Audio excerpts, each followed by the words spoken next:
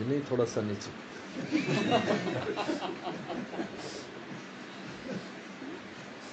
YouTube کہتے ہیں کہ سارا چیز جو ہے آپ ہمیں مہیا کریں کہ لوگ آپ کی طرف متوجہ ہوں. اہل علم کا کام نہیں ہے فقط کا انتظار کریں. ہم بھی اس لین سے گزرے. آپ کا کیا خیال ہے آج اللہ نے جو ہمیں سہولت آسانی دی ہے کیا یہ سدا سے تھی؟ چائے پینے کے پیسے نہیں ہوتے تھے, بسوں پر سواریاں کرتے تھے, ٹرینوں میں سفر کرتے تھے, لیکن ہر چیز کا ایک اپنا وقت ہے. ترتیب طبی یہ ہے, جوانی میں مجاہدہ, بڑھاپے میں مشاہدہ. یہ رسول نے خود فرمایا, سنت ہے. اللہم اجعل اوسع رزقی فی آخری عمری, اللہ مجھے رزق کی وسعت آخری عمر میں دینا. چنانچہ یا تو چولہے نہیں جلتے تھے اور یا پھر سال بھر کا خرچہ گھروں میں پہنچ جاتا تھا. چولہے نہیں جلتے تھے دو یا سال بھر خرچہ. اللہم اجعل اوسع رزقی, تو جو وارثین نبی ان کے ساتھ بھی یہی ہوگا کہ جوانی میں کوئی تنگی تکلیف رہے گی, آپ اس کو برداشت کرو, صبر کرو, دین کے کام میں اخلاص سے لگے رہو. حضرت تھانوی رحمہ اللہ نے ایک جگہ سے دوسری جگہ تبدیل کرنا دینی کام کا پیسے کی بنیاد پر جائز قرار نہیں دیا. یہاں امام ہے, یہاں 10,000 ہے, وہاں امامت میں 20,000 ہے. فرمایا کہ نہیں, شرعی ضرورت پر جاؤ, یعنی وہاں لوگ زیادہ ہیں یا وہاں کام زیادہ ہو سکتا ہے, جہاں کوئی مشکل ہے جب جاؤ. اس طرح نہ جاؤ کہ وہ 20,000 دے رہے ہیں, 10,000 دے رہے ہیں. ہمارے والد صاحب رحمۃ اللہ علیہ کی 15 روپے تنخواہ تھی. اس وقت ان کو اوکاڑے میں 50 روپے کی آفر ہوئی تھی. 15 اور 50 کا خود تناسب دیکھ لو. فرمایا کہ نہیں, مجھے 15 قبول ہے کیونکہ میرے استادوں نے مجھے وہاں بٹھایا. ایسی گھر برکت ہوئی. وہ چھوڑ دیتے, آج کہاں ٹھکانا ہوتا ہے, آج باول نگر الفت نگر بن گیا. قربانی ہے نا. ہاں, 15 روپے تنخواہ یہ وہاں سے شروع لے رہے اسٹارٹ, وہ 50 روپے دے رہے. میں نے یہ نہیں کرنا.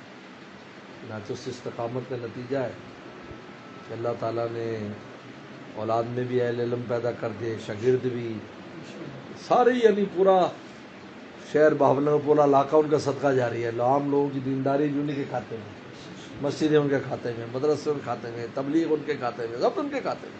ساری لہریں ان کے بانی وہی تھے. کیسا کام لیا اللہ نے, کیسا کام.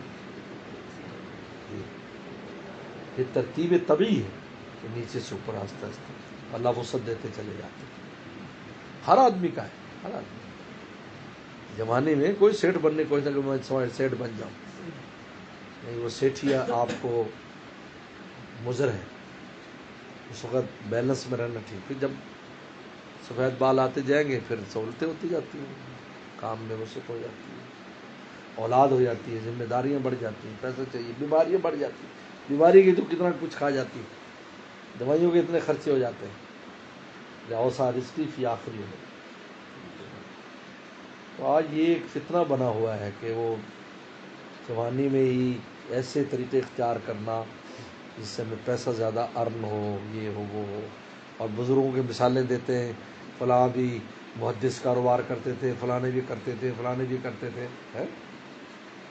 بھائی ان کی کیوں مثال دیتے, اس کے بعد والوں کی دو نا. حضرت تھانوی رحمۃ اللہ نے کون سی دکان کھولی ہوئی تھی؟ حضرت نانوتی رحمۃ اللہ علیہ کی کون سی دکان تھی, کون سا کاروبار تھا؟ حضرت گنگوئی رحمۃ اللہ کا کون سا تھا؟ بلکہ حضرت تھانوی رحمۃ اللہ علیہ کو تو جامع علوم کانپور میں مدرسہ تھا. یہ باول نگر جامع علوم انہی کے نام پر ہے. جامع علوم کانپور میں 14 سال پڑھایا تو تنخواہ وغیرہ معیشت اچھی ہو گئی. حاجی صاحب کا آرڈر ہے, سب چھوڑو, میری خانقاہ میں تھانہ بھون میں بیٹھ جاؤ, جہاں پرانے 2 کمرے تھے جو انگریزوں کے دور کے اور وہ بھی تباہ و برباد تھے, وہاں جگہ جا کے صاف صف کی, وہاں بیٹھ گئے. وہ تنخواہ بھی ساری بند ہو گئی, سب ہے, اور وہاں آ کر بیٹھ گئے. اور پھر اللہ نے پورے عالم کا مرکز بنا دیا. اور پھر اللہ نے ایسی وسعت دی کہ حضرت 5 روپے کا ناشتہ فرماتے تھے اس زمانے میں.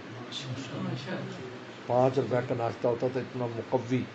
پھر شام کی روٹی کھاتے تھے تو ناشتہ اتنا قوی ہوتا تھا حضرت کا، مکھن، ملائی، بادام اور پتہ نہیں کیا کچھ شامل ہوتا تھا، کیونکہ کام اتنا کرتے تھے.